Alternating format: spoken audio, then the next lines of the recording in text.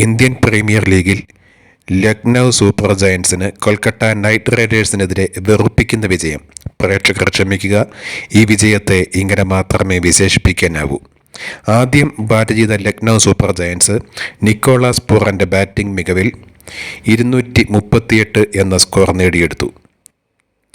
മറുപടി ബാറ്റിങ്ങിനിറങ്ങിയ Calcutta night Riders ആകട്ടെ തികച്ചും അവിശ്വസനീയമാം വിധം ചേസിംഗ് തുടർന്നുകൊണ്ടേയിരുന്നു 13ാമത്തെ ഓവർ വരെ. 13ാമത്തെ ഓവറാകുമ്പോൾ വെറും 2 വിക്കറ്റ് നഷ്ടത്തിൽ റിക്വയർഡ് റൺ റേറ്റ് 11-ൽ താഴെ പിടിച്ചു നിർത്താൻ കൽക്കട്ട നൈറ്റ് റൈഡേഴ്സിന് കഴിഞ്ഞിരുന്നു. ക്രീസിൽ അജിങ്ക്യ രഹാനെയും വെങ്കിടേഷ് അയ്യരും. പെട്ടെന്ന് പന്തുപാവയ്ക്ക് ഒരു നടുവേദന. ഫിസിയോ വരുന്നു, 2-3 മിനിറ്റ് തിരുമ്പുന്നു. പുറകെ ഷർദുൽ താക്കൂർ വന്ന് പന്തെറിയുന്നു, 4-5 വൈഡ്.